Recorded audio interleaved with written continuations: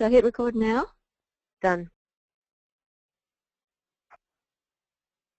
Hi everyone. Thank you for joining us this evening. Welcome to our webinar presentation.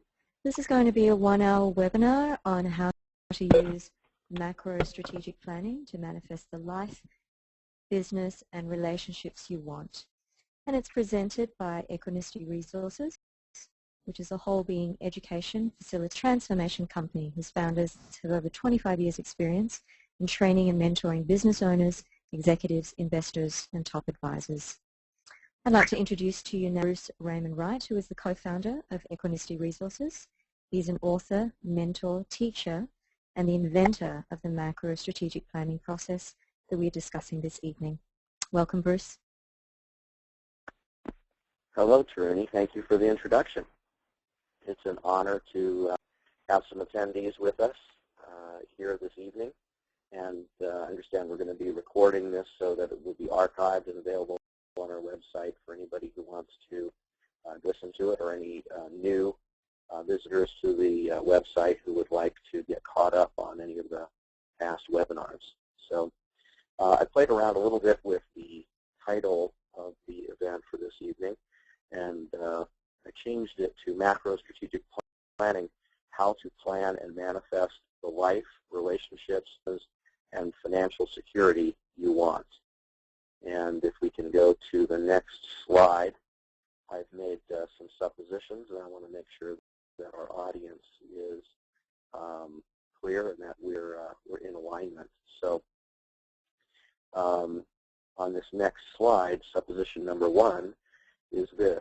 Everyone on this webinar wants a whole brain, whole being process to ease, speed, and optimize the results you want to know how to do it.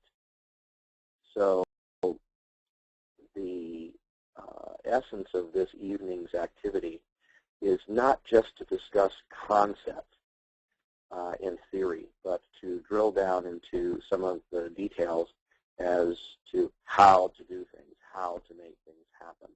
So as we go through the different slides, we can go ahead to the next one, please.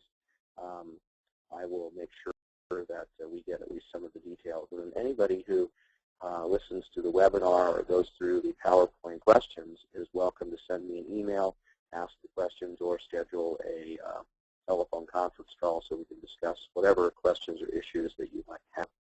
Supposition number 2, everyone wants to improve some key aspect or aspects, plural, of their life, relationships, business, career, or financial condition. Next slide, please. Supposition number 3 is this. Everyone wants to have greater peace of mind, especially during adversity, economic instability, and or political unrest. I believe that most of our participants today would agree that we are living in times where there is an abundance of adversity. Economic instability is the reality of our time, and we have a very high level of political unrest in our country here in America, but also in many other parts of the world. One of the things that I think is interesting about this particular slide is this observation. I believe that it's very tempting for human beings to take the position that whatever time they are experiencing on this earth is one of the most difficult times. Very rarely do you find somebody saving in a time where it's a utopian existence. And anybody who feels that way throughout history, as long as they have a bigger view than their own backyard, can quickly find a substantial amount of adversity, turmoil, and challenges in the human condition. Things like diseases or starvation or scarcity of any type of historical reference that you want to think of, been with mankind since before the time of recorded history. So one of the real aspects of this human existence is that we're going to experience adversity, we're going to experience economic instability, and there's going to be political unrest. In fact, we live in a state of consistent, constant change, and there is no way that we can escape that any more than we can escape the force of gravity. Next slide, please. So one of the real questions that we all need to consider is this. Is it better to have a well-proven system versus not having a proven system, but working really hard anyway? What I see much of the time is people struggling to get from place A to place B, whether it's in a relationship, whether it's in some aspect of their life personally, or some aspect of their career or their business, to make progress, they're trying to get to someplace better, or they're trying to keep things going smoothly and going well, if that's the condition that they're in. So once we achieve a level of success or a sense of safety, a sense of security, a sense of peace of mind, it's only human to want to perpetuate that state of well-being. So I made this little footnote that alone is rarely, if ever, an effective strategy. I will admit that I have experienced times in my life where it certainly seemed as though hope was the only thing I had to rely on, and I suspect that anybody over the age of 20 or 30 years old has had some experience where they were so stricken by a given circumstance that hope seemed like the one and only option that was available for them to work their way out of it.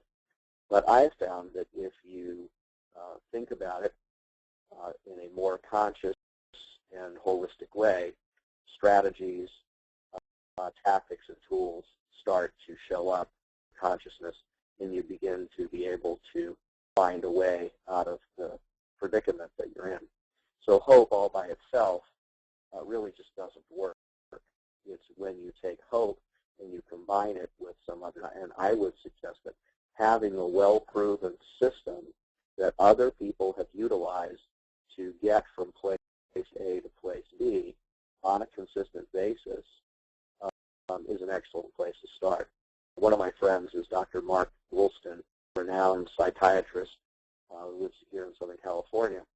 And we were having a conversation one day about high achievers, and Mark said, well, the thing about high achievers is they always find a way. They might even be a little bit delusional in that they expect to find a way to accomplish their goals, and it seems like they accomplish just about every goal that they set out to conquer. And we started talking about people who don't accomplish a lot in life or who are really struggling in life. And Mark made the comment that there is a challenge when you just know how to do something. It's very difficult to muster the courage or the willpower to do something when you just don't know how to get from A to B. And this was one of the very early conversations as we were beginning to develop a relationship. And he said, you know, there's that old saying, where there's a will, there's a way. But I think that a lot of people just don't have the courage and the confidence to proceed without knowing how. And I think that there's a lot of truth in that. I think a lot of people feel stuck where they are because they don't know how to think their way out of their current condition. So if we use our financial situation in the world today or business models as another example, if the business model that you have been using for a long period of time worked and worked incredibly well. I'll give you an example. I have some clients who started with virtually nothing, took a family real estate business, put together a strategic alliance with some landowners, aggregated the land into a joint venture, and over the course of about 7 years, they were able to complete a real estate development. They had an enormous amount of adversity. that came up. There was problems with the county and the city and the state, the federal government. There were all kinds of governmental agencies individually that gave them challenges, and as one of the brothers put it, they were all a bunch of extortionists. Everybody had their hand out. Everybody was trying to get their pound of flesh from them. And there were times when it just absolutely felt it wasn't going to be worth it. The risk was too great. The struggle was too much. And there was this great temptation to quit.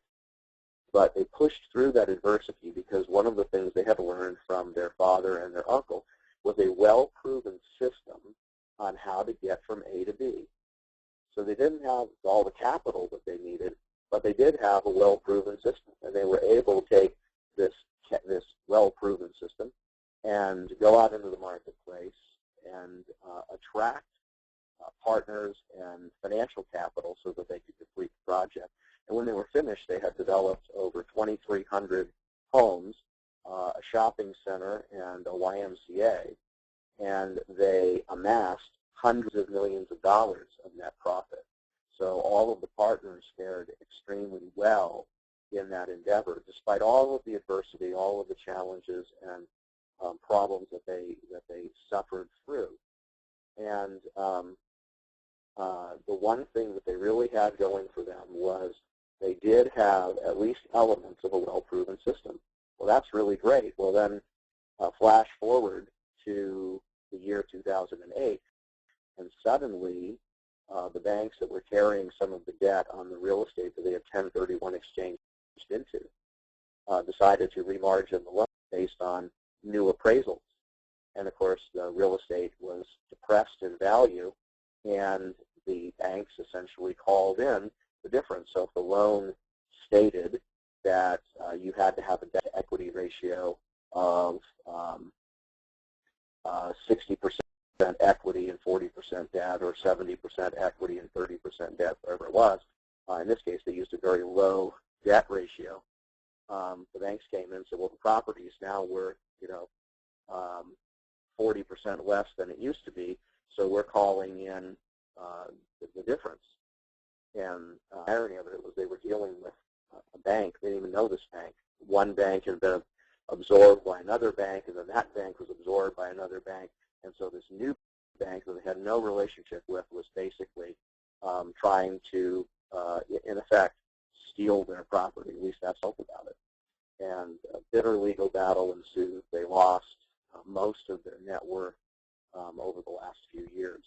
And so for people who have been struggling, and when you lose, whether it's 10 million or 50 million or 100 million or 50,000, whatever it is, when you lose pretty much all that you had, it's a really difficult place to move forward from, because it's tempting and easy to concentrate on what you lost and what you used to, rather than putting your focus and your energy into what you're going to do in order to create or manifest new success. And then how are you going to capture that success and utilize it in some really productive way? So if you have a well-proven system, you're going to be in a greater place of advantage than a person that doesn't have a proven system and is just sort of flying by the seat of their pants and making it up, but they're willing to work hard. And, the old expression, it's better to work smart than hard, I think comes right here. So I'll switch over to the next slide. And what I want to do is begin to get into this whole formula. Now, when I'm looking at the screen, I'm seeing the slide upside down. There it is now. It's correct, except we're on the wrong slide. So this next slide, I want to introduce the universal success formula, and also known as macro strategic planning. It is true that when I created this particular process or system or formula, I was dealing with a condition in the marketplace that I was engrossed in. And this is primarily very simple people who were not happy. And they couldn't understand why it was they weren't happy.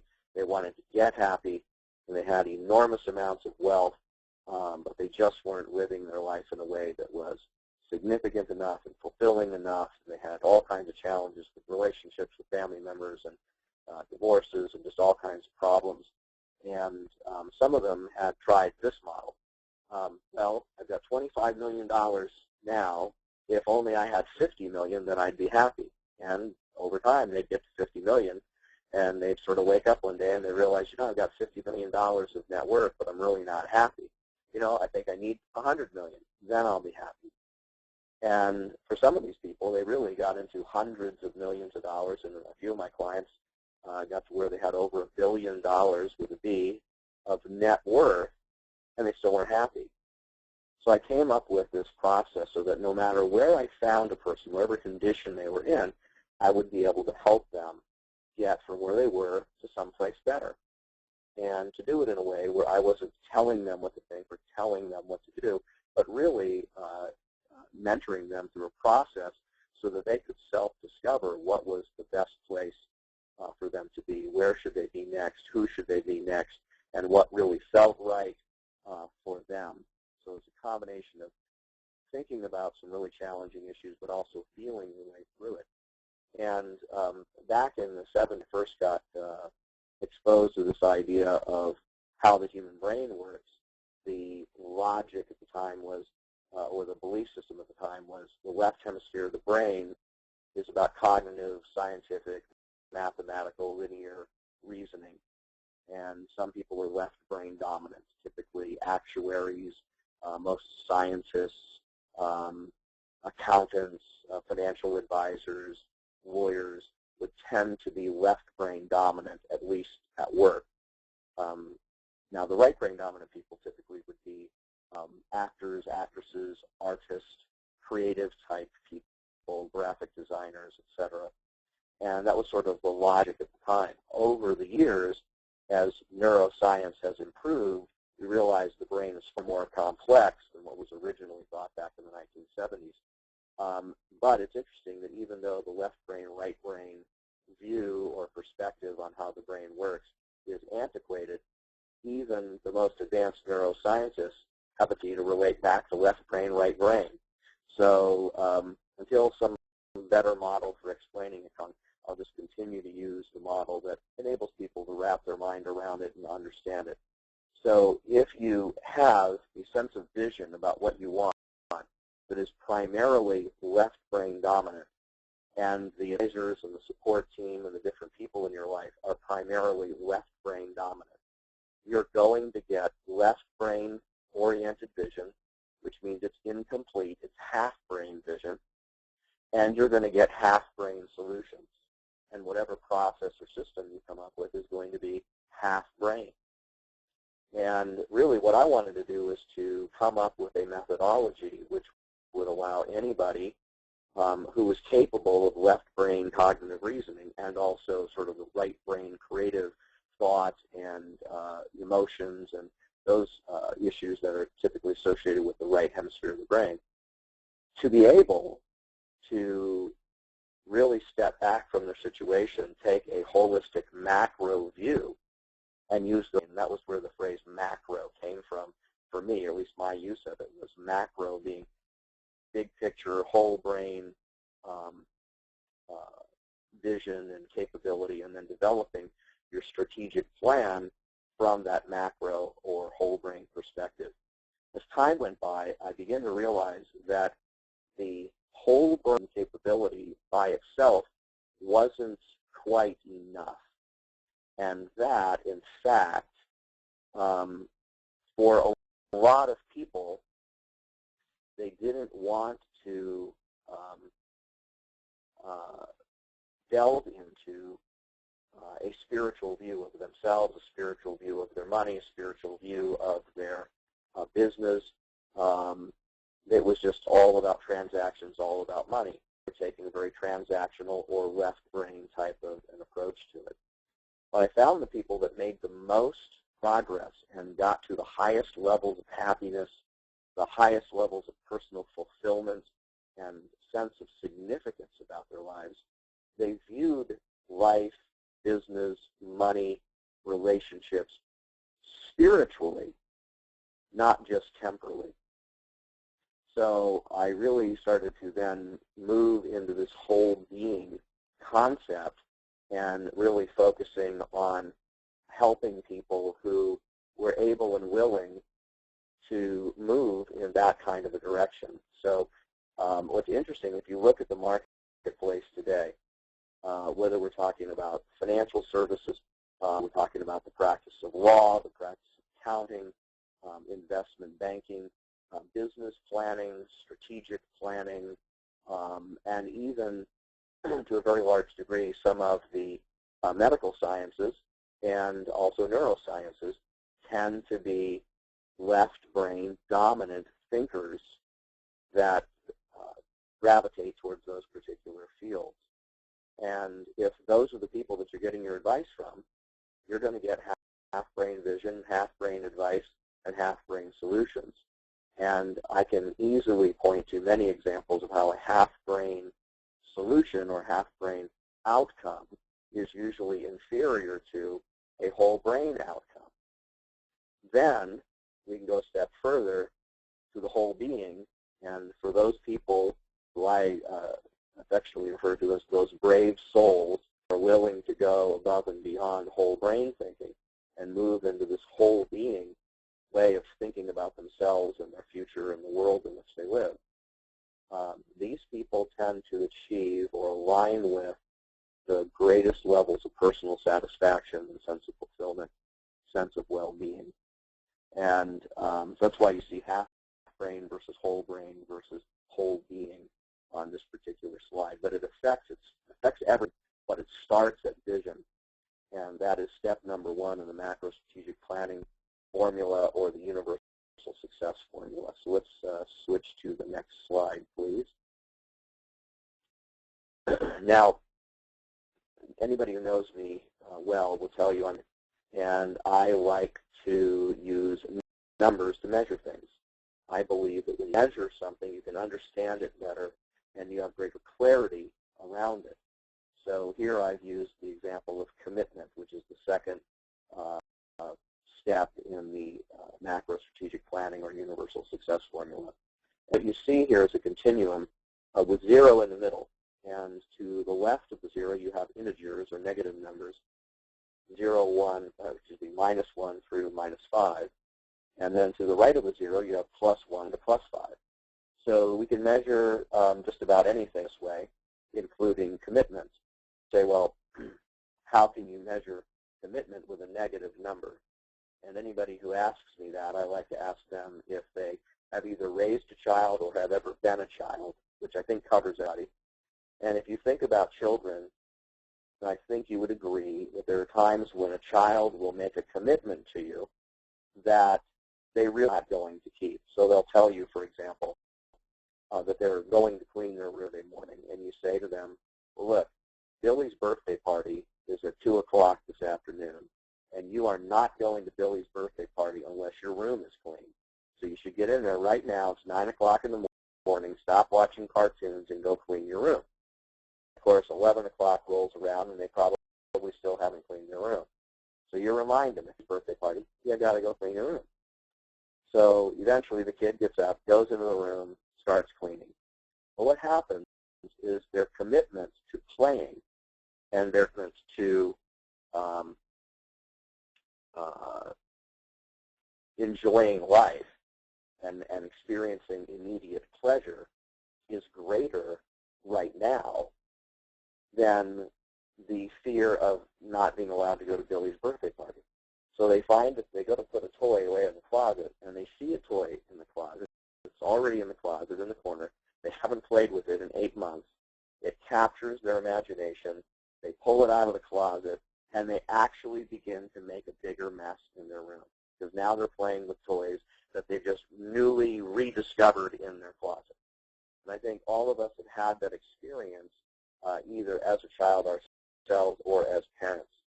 And so you can, in fact, say that the child told you that they had a positive number on commitment, say it that way, but you could measure it that way. They're a plus, they seem to be a +5 in that they want to go to Billy's birthday party. They're a +5 on that. But when it comes to cleaning the room, they'll tell you that they're committed to cleaning up the room, but the truth of it is they're really at a +4, +5 on seeking immediate pleasure, and therefore they're really a -2 or a -3 when it comes to their commitment about cleaning the room.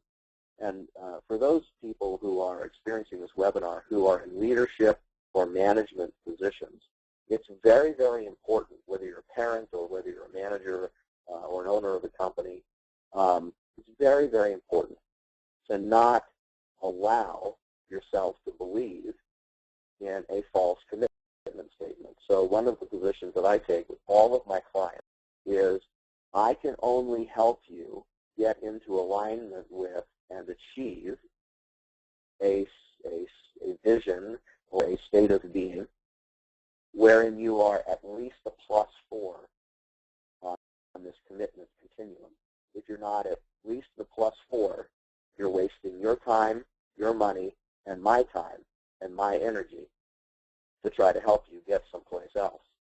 So if you really, truly want to get to some new and different and better place, you got to be a +4.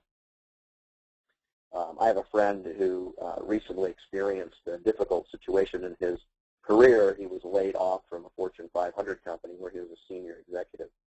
And we were having lunch, and I said to him, like I had many times in the past, Steve, you really ought to write a book. And he surprised me in that this time he said, yeah, I think you're right. Maybe I should write a book. And he became so committed to the idea of writing a book over the next week or so that he actually, within 3 weeks, had written the first draft of his. So his commitment level was clearly at a +4 or +5, and so he followed through, and he pushed through all the barriers, and he did the work of writing a book in spite of the fact that there were 8,000 other things that could have captured his imagination and distracted him at any given time, like the little kid who's putting one toy away in the closet, another toy back in the corner that he hasn't played with, pulls it out and plays with it. And this is what happens with a lot of people. Even though we're supposedly adults, we're tempted to continue to behave like children probably of our lives. And so that's my thinking about commitment and understanding how the commitment process really works. So let's go to the next step here, which is goals. Goals are specifically created in order to lead you to the fulfillment of your vision. Starting the vision, then we go to commitment, then we go to goals. So bullet point number 1 must lead to fulfillment of vision. A goal that doesn't directly lead you to the fulfillment of your vision is a waste of time and energy most of the time.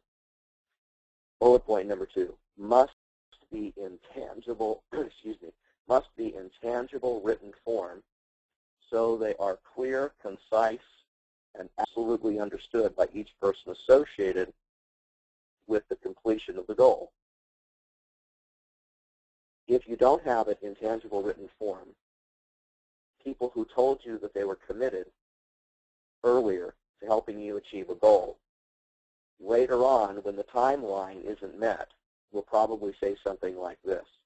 Oh, you wanted me to do that by Tuesday? Well, I didn't know you wanted me to do that by Tuesday. I wasn't clear about that. I wasn't even sure how to do it. Are you sure you wanted me to do it? Because I don't really remember if you told me to do it or you told Sally to do it. So when a goal is in written form and it's clearly articulated and clearly understood by the members of the team or the individuals who are responsible for helping you achieve the goal, you increase accountability. And the simple reality about the world we live in is that most people would rather live in a state of ambiguity than in a state of clarity. This is why when you ask so many people about their vision, what would your vision be if you were to sit down and think about the greatest life or the greatest business that you would dare to imagine, what would that look like? How would it feel? What would you do? What would your ideal life and perfect calendar really look like? Let's pull out a calendar. Let's fill it up with this vision for what your ideal life and calendar would be. Most people are overwhelmed at the initial thought of a project like that because they're living in a state of ambiguity about who they are and where they want to go next. and who they want to be next. So as long as we allow ambiguity to prevail, then we have a lack of clarity and we have a lack of accountability. So if you're really serious about achieving your vision, you definitely want to deal with making sure that yourself, on your own terms, that you're really in a high enough level of commitment and you have enough passion, sense of purpose to push through whatever adversity or barrier you need to get there. Now, this accountability issue is absolutely critical as well because you can hold yourself and others accountable. Bullet point number 3 must be clearly measurable based upon tangible results, i.e. time, weight, size, capacity, output, inflow, GAAP, which is generally accepted accounting principles, EBITDA. So I'm talking about real forms of actual measurement, not some touchy-feely, hammy, politically correct ideal about, well, goals are really not important, and there's really no such thing as the truth, and it's not whether you win or lose. It's just that you try. Now, those kinds of ideas are not going to put you into alignment with who and what you want to be if you see yourself as becoming a more powerful and majestic being. So clearly measurable, based upon tangible results, absolutely critical. And again, we're back to clarity about what is expected, when is it expected, who's responsible for what. Now, this is where we get into the how to do things, which is strategies. It's our next slide. When we start thinking strategically, it's important to know what a strategy is. And a strategy is a plan of action or multiple actions designed to complete a goal which fulfills the vision. If my vision is that I really, really, really want to optimize the effectiveness of the wealth that I've accumulated, I probably want to keep my taxes at a minimum. So my vision is to live a powerful, majestic life where my wealth sustains my lifestyle, funds my philanthropic interest, and gives me the freedom that I need so that I can spend my time, talents, and resources doing whatever it is that brings me joy and fulfillment, as opposed to working to produce an income. So if that's my definition of my vision, and then I could easily say that what my strategies is going to be to reduce capital gains taxes, which is the last bullet point here. And if I keep my taxes at a minimum, I have more money available to fund my own philanthropic interests. So I cut out the middleman, the government, and now I have more of my money that I can control and direct specifically to the causes around which I have the greatest passion, as opposed to the goals and desires of a politician who wants to stay in office and is going to redistribute my money based on his or her need to stay in power. And I don't want to get into some big political discussion, but a lot of my clients really feel that they've worked to produce the wealth and they want to be the stewards of that wealth, and they believe that they are the best stewards of their own accomplishments, and they don't believe in turning that stewardship over to other people and abdicating their own personal sense of responsibility and direction. So another strategy is bullet point number 2. It must be adaptable based upon ongoing developing relevant factors. So again, if we're talking about a strategy for reducing our capital gains taxes, if the capital gains tax laws change, then we may need to change our strategy. Or we may keep the strategy the same, but we just tactics that we're going to use at any given time. We may alter the tools that we use at any given time, but the inherent vision still remains the same, but strategies are adaptable, the tactics are adaptable, the tools are absolutely fluid and adaptable, and when we start to view the world this way, we get into a state where we have a lot less stress in our lives because we're not holding on to things that ought not to be permanent. So the strategies ought not to be permanent, and neither should the tactics. or the tools be permanent. Our vision can last a very long time or a short time, but it can literally be so powerful that it becomes the vision for the rest of our lives, whether that's for another year that we live or whether it's for another 50 years that we live. I'd even take this a step further. Our vision could be for a 100-year plan, or our vision could be for a 1,000-year plan, something which transcends our own lifetime. So if we start thinking in transcendent terms, then we believe that we can create a vision for what we want to accomplish with our life energy, with the financial energy that we accumulate. How do we utilize that energy over the next 1,000 years in ways that improve the world in some way that we're passionate about?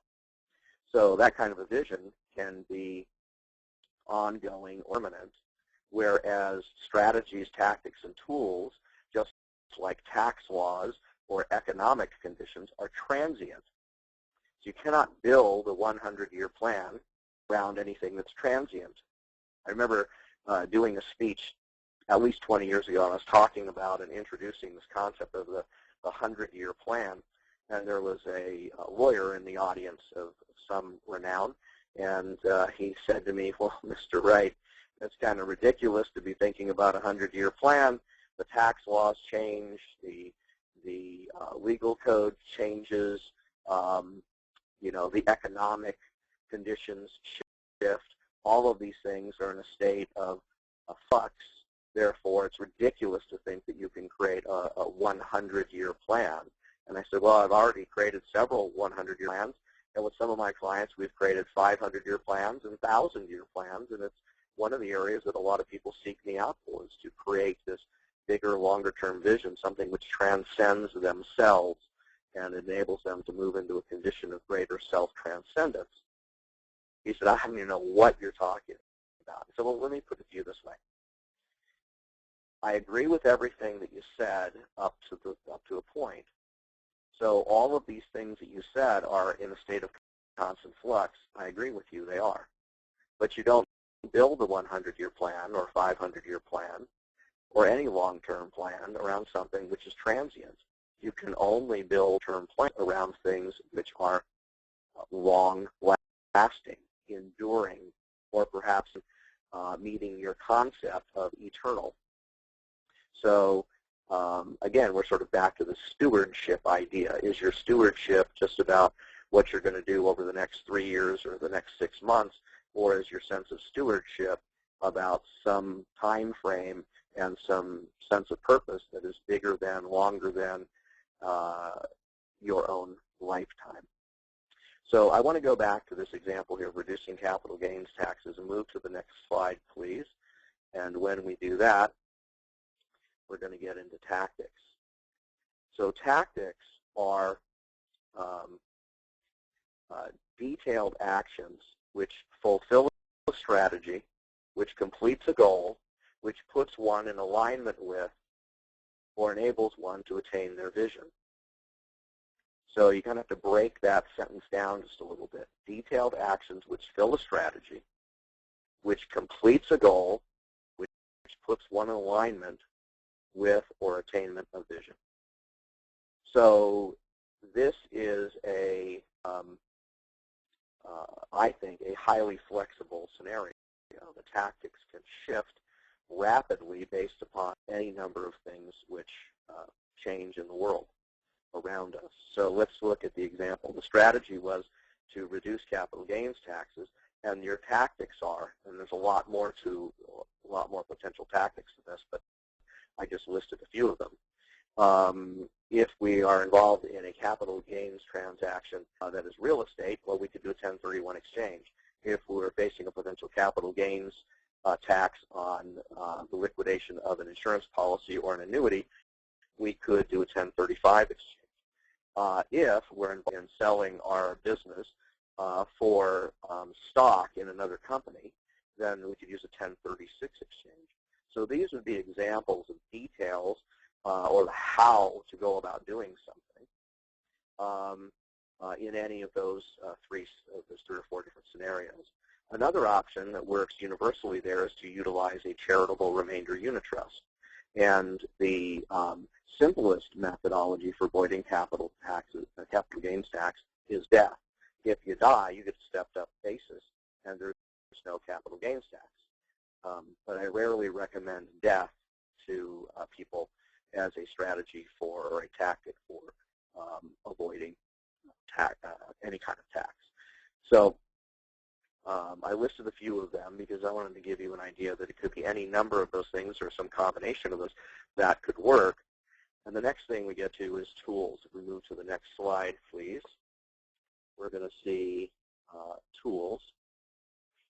Tangible items deployed to execute tactics. As an example, right now, all of us are using a computer, which is a tool, or we're using a telephone, which is a tool, so that we can participate in this learning experience.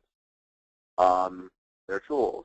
I don't care whether you're using a MacBook Pro or a Air Mac or a Hewlett Packard or a Dell or a laptop or a desktop. I don't care. And I don't know that you care either. But I know some people do, and it has to be a Macintosh something or other, or they're going to be upset and frustrated if you use anything other than a Mac. But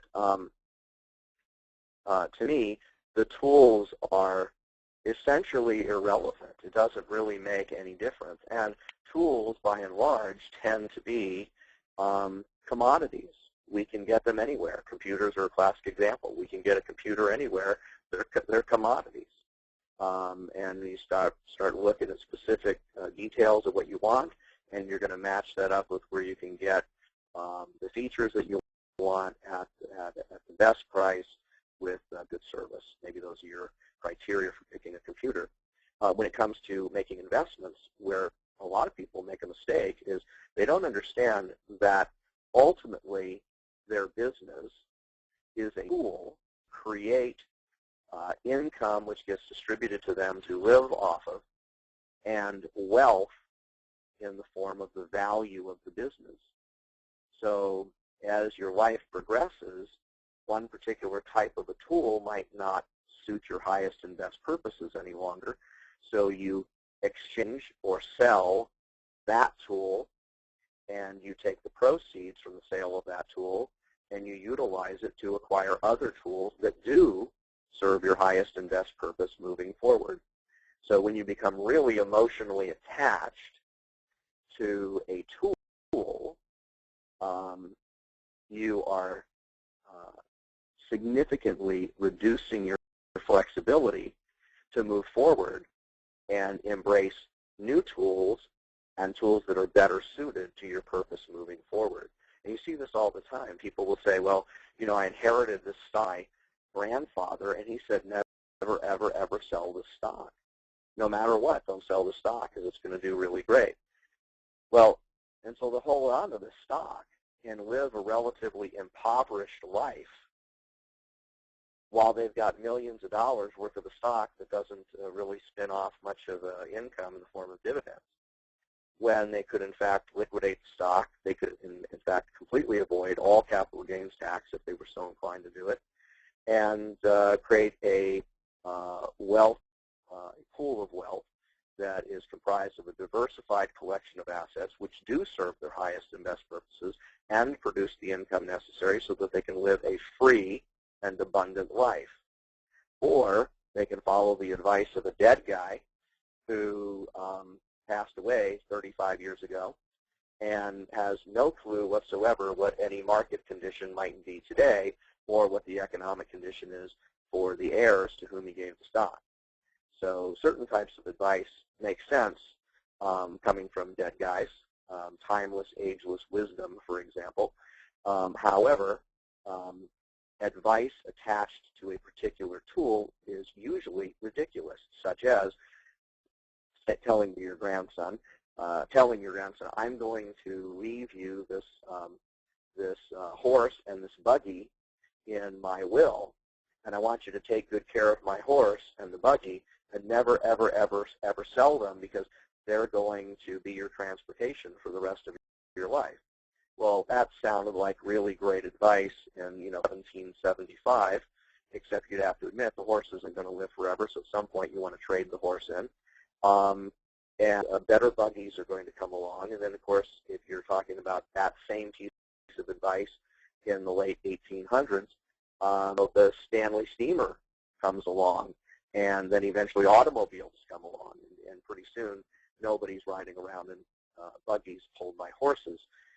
Tools should be looked at. I think that's the healthy way to view them.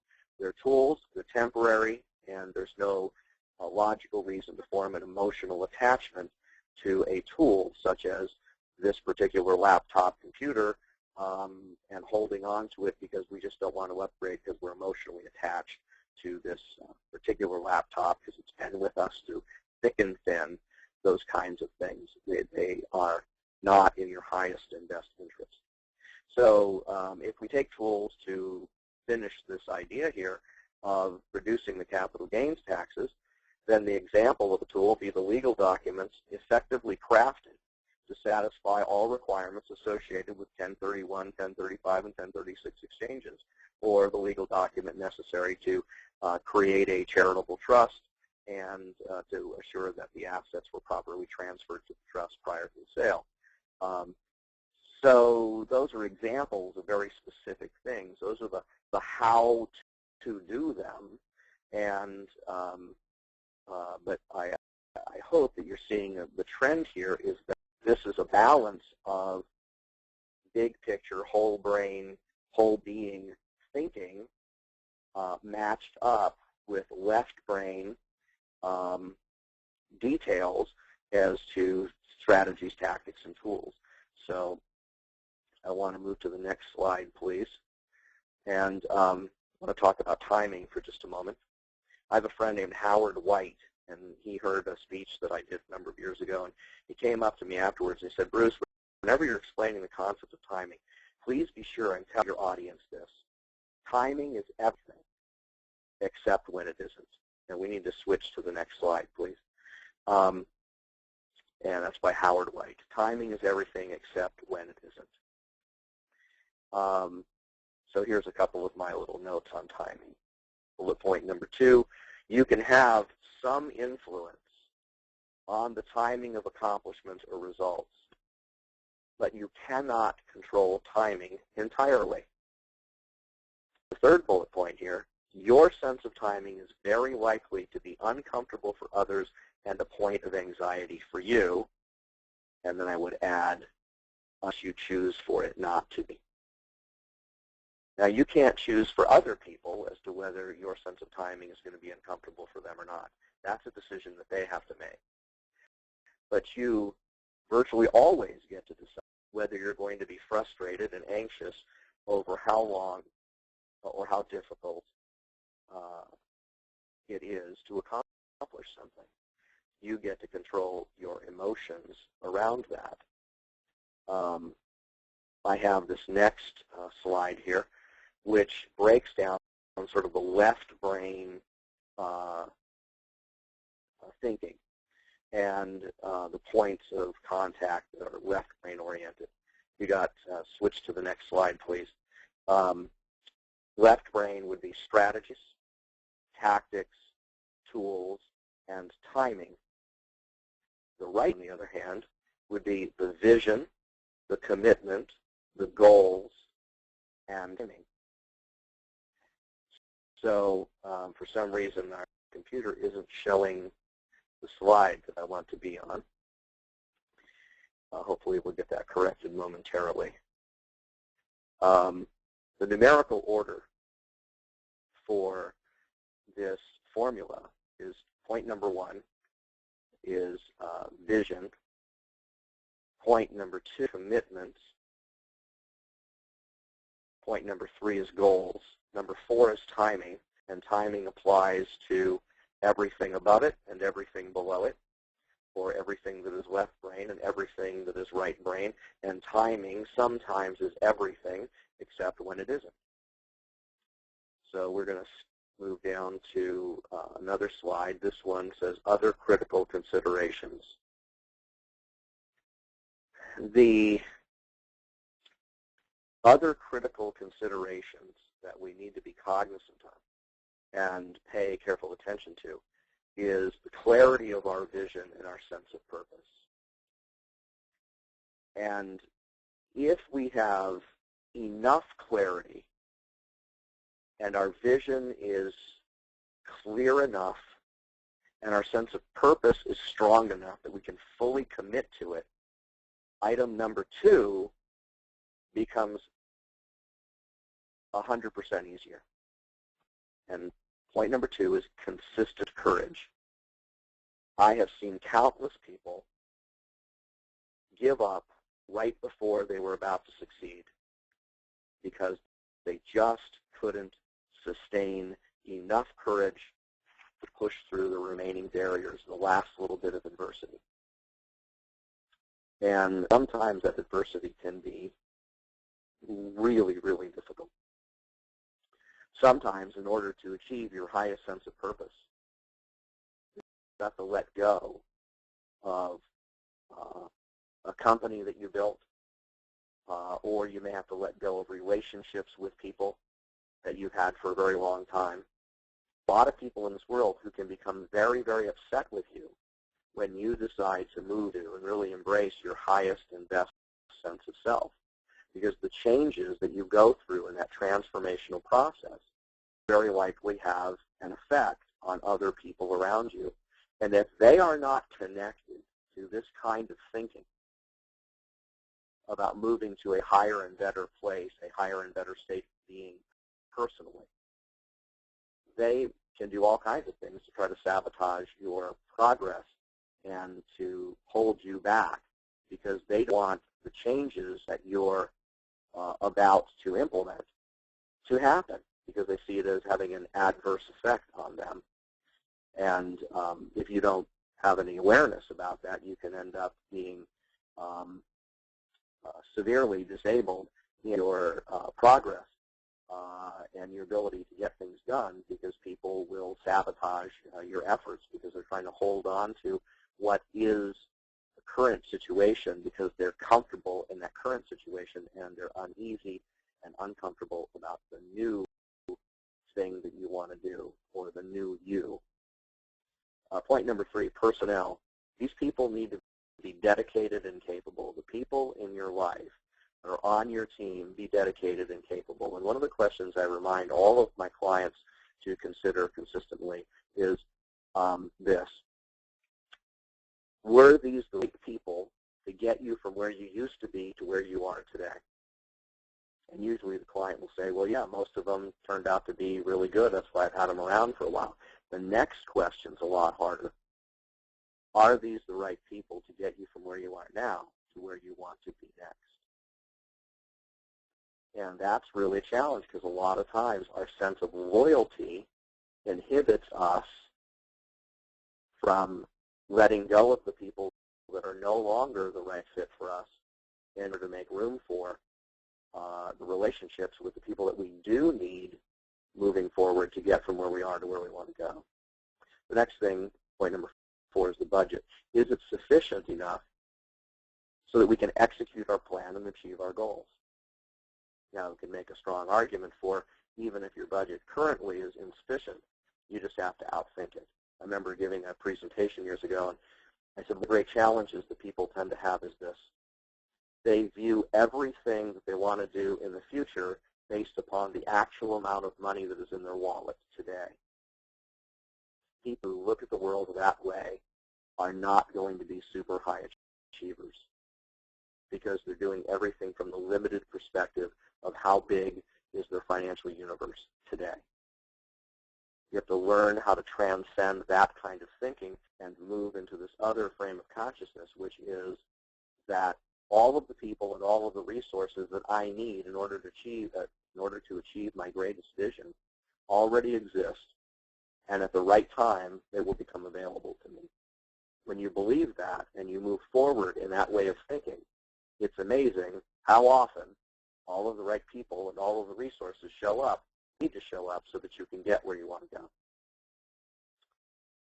The last bullet point here is point number 5, faith in yourself and in your team.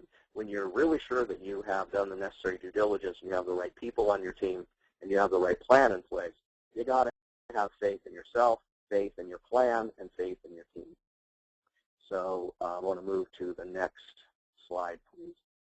Manifestation of what we want flows as follows. A, things we can personally control or greatly influence, i.e., temporal, earthly, tangible things are directly affected by how well we apply the recipe or the formula that I've shared with you tonight. So we have enormous influence or control over these temporal kinds of things.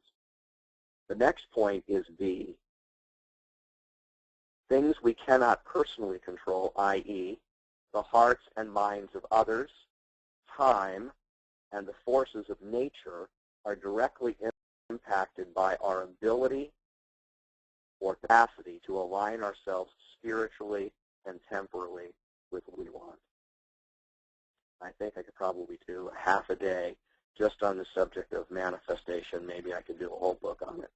But I really believe that there are just some things where you've got to transcend the temporal and put yourself in alignment on a spiritual level in order to manifest what you want, in order to get where you want to go. You can't get certain places with only a temporal view of things.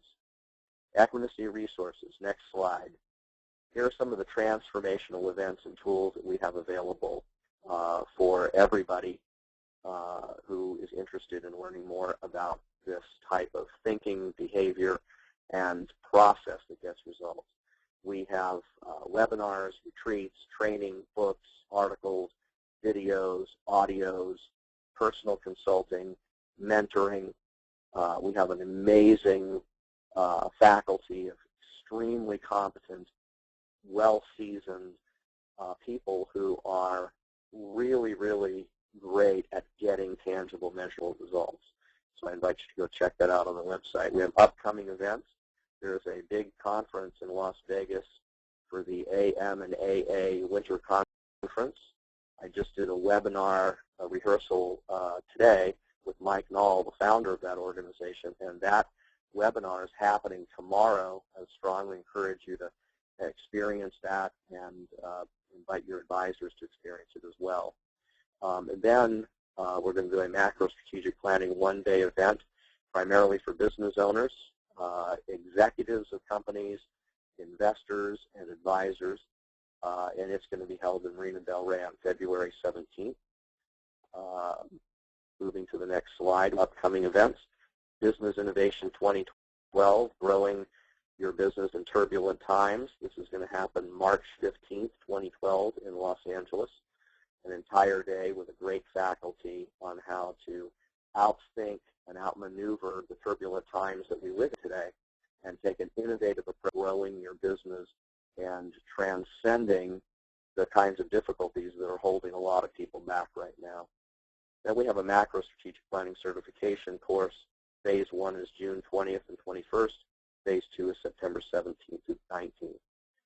And my last slide here is this announcement. You are invited to connect with us. We have our website, Twitter, email, and phone numbers. And we really encourage you to connect with us, a member of our website, email us any questions you have, and tell all about what we're doing, and to give them an opportunity to self-determine whether a whole being perspective is a good fit for them and if they're really ready to move into that kind of consciousness and a way of executing details in order to get results. Thank you all for your time today. Rooney, I'm going to turn the time back over to you and say thank you for administering the webinar tonight. Is Taruni there? Thank you, Bruce, and thank you to everyone for taking the time to join us this evening. Thank you, Bruce. You're very welcome. Thank you. I'd just Bye-bye. like to let you know that the PowerPoint, bye-bye. I'd just like you all to know that the PowerPoint presentation and audio recording will be available on our website in the next few days. So we invite you to share them with your friends and colleagues. And we hope that you will join us for the remaining 5 parts of this series. You can sign up for the next 5 webinars on our website. Look for the links to the upcoming events tab. So thank you very much. Hope you have a lovely evening. Bye-bye.